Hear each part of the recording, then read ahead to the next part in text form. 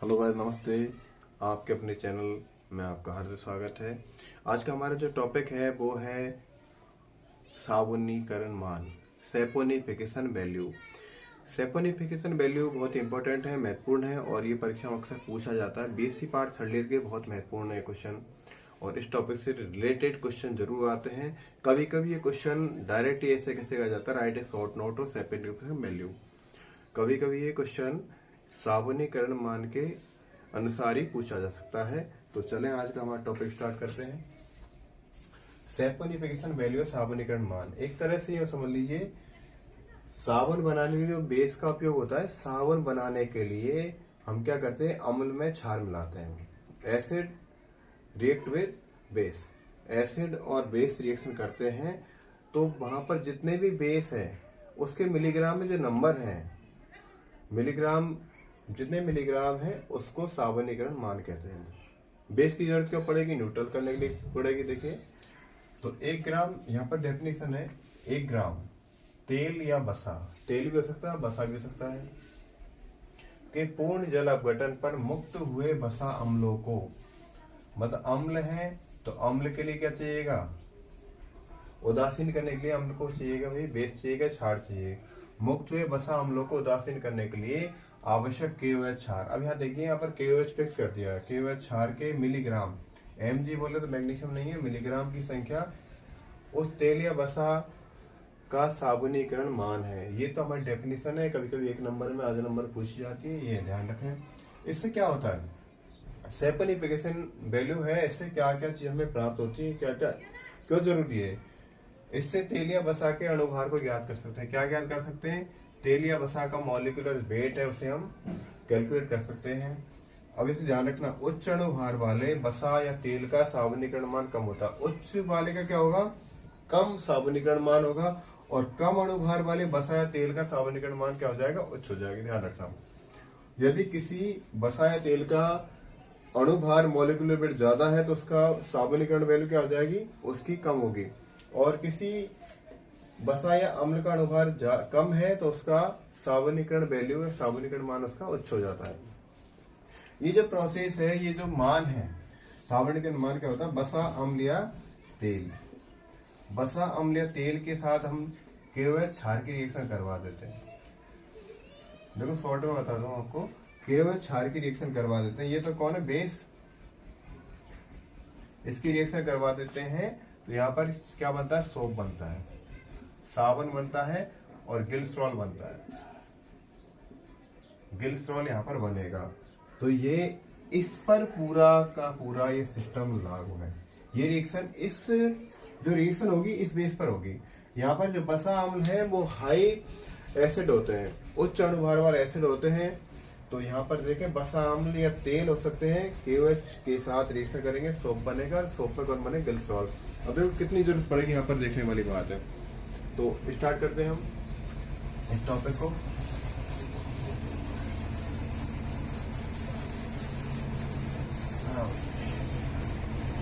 इसी पर ये रिलेटेड है, इसी पर आधारित है क्वेश्चन।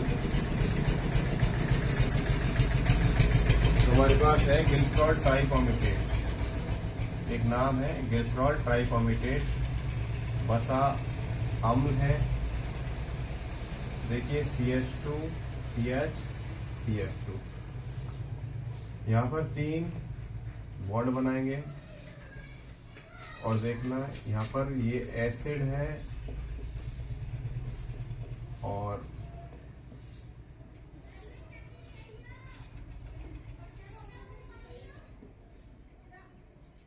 इसका पूरा फॉर्मूला मैं लिख रहा हूं।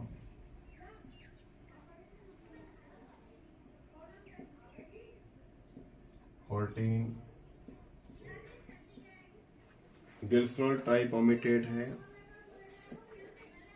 ग्लिसरॉल ट्राइफॉर्मेटेट एक बसा है। व्हाट इज दिस, क्या है, बसा, ये फैट है, बसा, इसका नाम है ग्लिसरॉल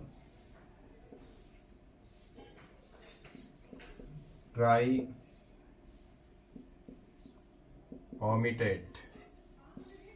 क्योंकि पॉमेटिक एसिड एक बसा अम्ल है। अब बसा अम्ल से बना ये बसा ग्लिसरॉल ट्राइफॉर्मेटेट। ग्लिसरॉल ट्राइपॉम्बिटेट की रिएक्शन हम करवाते हैं KOH बेस के साथ। किसके साथ करवाते हैं? KOH क्षार के साथ करवा देते हैं। अब ये कौन है? बेस, KOH क्षार, पोटेशियम हाइड्रोक्साइड क्षार है। अब देखिए ये जो रिएक्शन होगी, यहाँ पर मैं डायरेक्ट कर देता हूँ इसको, ये जो बॉन्ड ब्रेक कर देते हैं डायरेक्ट ही। मैंने 3 अलग अलग लिखे हैं समझाने के लिए, बाकी हम 3 KOH भी लिख सकते थे। तो देखिए मैंने जो रेड कलर का जो सिग्नल बना दिया है, चारों तरफ बाउंड्री बना दी है, इसके अंदर जो भी है वो तो एक अलग हो जाएंगे। और यहाँ पर जो OH है किसके साथ चला जाएगा? CH2 CH2 के साथ ही ग्लिसरॉल ग्रुप में आउट हो जाएगा। देखिए मैंने ये बताया था आपको, सोप बनेगा। पहले क्या बनेगा? सोप बनेगा, और एक उत्पाद जो अलग एक्स्ट्रा निकलेगा वो कौन निकलेगा? ग्लिसरॉल। तो मैं पहले इस अलग एक्स्ट्रा उत्पाद को निकाल देता हूँ यहाँ से। आप चाहे तो सोप निकाल देते, चलो सोप है ना, CH3 इधर से लिख देता हूँ डायरेक्ट है, CH3 कितना है भाई? CH3 CH2 hold 14। देखो आप यहाँ पर बिल्कुल कंफ्यूजन नहीं होना, COO।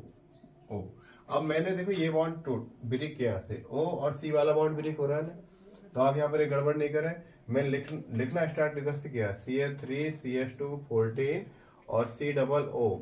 ये कौन एसिटेट हो गया। अब यहाँ पर कौन आके जोड़ेगा? K। कितने हैं? एक वाला ये, सेकंड ये हो जाएगा, थर्ड ये हो जाएगा। इस तरह से हमारे पास तीन यहाँ पर मॉलिक्यूल्स बन जाएंगे, और किसके बनेंगे? सोप के। कौन है? सोप, साबुन। तो साबुन बना नहीं बनाया पर साबुन बना। और ग्लिसरॉल बनेगा दूसरा कौन बनेगा? ग्लिसरॉल बनेगा। देखना CH2 CH2। मैंने इसको इसी तरह टीप के लिख दिया, जैसा यहाँ पर लिखा हुआ है ऐसा कैसा मैंने एच लिख दिया है। और यहाँ पर देखना इसको, यहाँ पे सारे बॉन्ड ब्रेक हो चुके हैं, CH2। अब बचा कौन? इधर कार्बन का बॉन्ड ब्रेक है, इधर OH 1 2 3, देयर आर 3 OH यहाँ पर आके कनेक्ट हो जाएंगे, और ये कौन हो जाएगा? ग्लिसरॉल। मैंने नीचे जो लिखा है देखना, बसा या अम्ल या तेल, ये बसा है, सॉरी बसा अम्ल नहीं है, बसा है, बसा या तेल की रिएक्शन हम किसके साथ करवा देते हैं? क्षार के साथ करवा देते हैं। बेसिकली वो क्षार कौन सा? KOH के साथ करवा देते हैं। तो पहले कौन बनेगा? सोप बनेगा। अब इस सोप बनाने के लिए कितना बेस यहाँ पर रिक्वायरमेंट हुआ? मिलीग्राम में। कितना क्षार यहाँ पर जरूरत पड़ा? किसमें? मिलीग्राम में।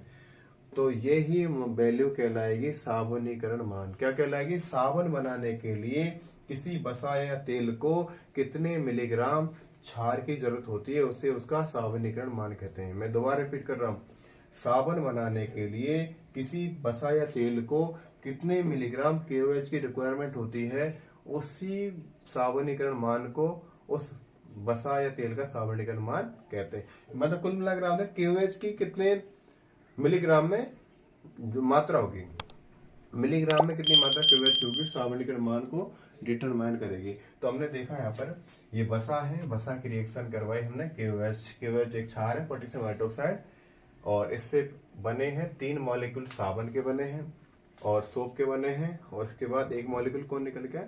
ग्लिसरॉल का। कुल मिलाकर इसका अपघटन हो चुका है, डिकम्पोजिशन ऑफ दिस फैट। इस फैट का डिकम्पोजिशन किसमें हो चुका है? सोप एंड ग्लिसरॉल में। अब देखो इसको वैल्यू को हम कैलकुलेट करने वाले, इसके मॉलिक्यूलर वेट की जरूरत पड़ेगी हमें। तो मॉलिक्यूलर वेट की जरूरत हमें पड़ेगी, तो इसका मॉलिक्यूलर वेट होता है भाई, देखो इसका मॉलिक्यूलर वेट है 836। इस जो बसा है फैट है, इसका मॉलिक्यूलर वेट है 836, और इसका मॉलिक्यूलर वेट है एक मॉलिक्यूल का कितना होता है? एक मॉलिक्यूल का, दूसरे मॉलिक्यूल, तीसरे मॉलिक्यूल का, एक मॉलिक्यूल का वेट है हमारे पास यहाँ पर 56। तो 56 है एक मॉलिक्यूल का। कितने मॉलिक्यूल हैं? बेस के 3 मॉलिक्यूल हैं, कितना आ जाएगा? 6 18 और 1 16, 168 168 इसका मॉलिक्यूलर वेट है। किसका? 3 KOH का। देखो आप 1 KOH को नहीं लिखेंगे, 3 KOH का मॉलिक्यूलर वेट कितना है? 168। तो यहाँ पर 168 हो गया हमारा पुल। अब हमें क्या करना है? साबुनीकरण वैल्यू निकालनी है। तो हमें क्या देखना है? यहाँ पर देखना, देखो ये कितना है? जो कि 836 ग्राम बसा के लिए कितनी जरूरत पड़ी? मैथ का रूल लगाते हैं। 836 ग्राम बसा के लिए कितने रिक्वायरमेंट है? KOH की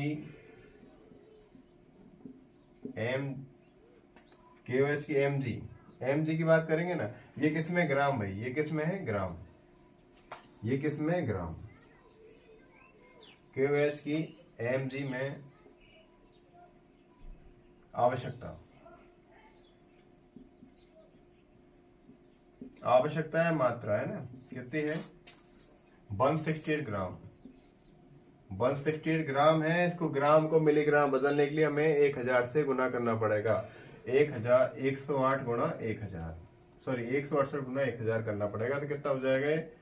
168 और 3 जीरो लगा देते हैं। कितनी जरूरत पड़ेगी? 836 ग्राम बसा के लिए KOH की कितनी मात्रा की जरूरत पड़ी? मिलीग्राम। ये ग्राम में है। मिलीग्राम बनाने के लिए हमने क्या किया? 168 ग्राम को 1000 से गुना कर दिया। तो हमारा है 168 30 mg। अब देखना, 836 ग्राम बसा के लिए KOH की जरूरत पड़ी 1,68,000 की। कितनी जरूरत पड़ी? 1,68,000 की। इसलिए 1 ग्राम बसा के लिए KOH की mg में मात्रा कितनी जरूरत पड़ेगी? mg मात्रा मतलब साबुनीकरण, साबुन बनाने के लिए साबुनीकरण मान यही तो है। कितना हो जाएगा? 168 30 अपॉन कितना है ये? 836। कुल मिलाकर के जो KOH की मिलीग्राम में मात्रा है उसमें यदि हम बसा के मॉलिक्यूलर वेट का भाग दे देते हैं तो उसका साबुनीकरण मान आ जाएगा। क्या आ जाएगा? साबुनीकरण मान उसका आ जाएगा। तो इसका जो कैलकुलेट करने पर ज्ञात हुआ 208। कितना हुआ इसका आंसर? 208, 208। तो ये बहुत इजी है, कोई ज्यादा टफ वाली बात नहीं। आपको सिर्फ क्या याद रखना है? थोड़ी रिएक्शन है, ज्यादा बड़ी रिएक्शन नहीं है। ये ग्लिसरॉल ट्राइपॉमेटेट है, क्योंकि एक पॉमेटिक एसिड, दूसरा पॉमेटिक एसिड, तीसरा पॉमेटिक एसिड, ट्राई, इसलिए 3 ट्राइपॉमेटेट हो जाएगा।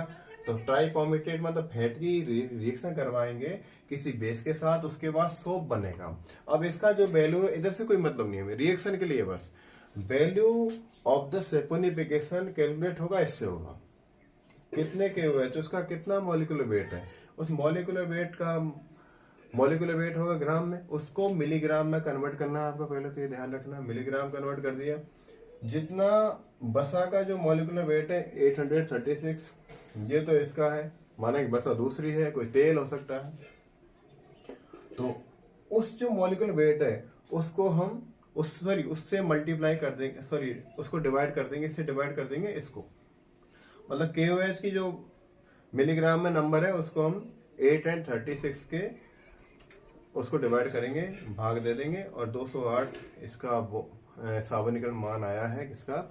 इस बसा का। तो इस तरह से कोई भी अन्य बसा हो सकती है, तो इस तरह आप साबुनीकरण मान कैलकुलेट कर सकते हैं। कोई प्रॉब्लम नहीं है। आपको वीडियो पसंद आए फिर लाइक शेयर सब्सक्राइब जरूर करें और ऐसे अपना प्यार लौटाते रहें। आपको जय श्री राधे कृष्णा।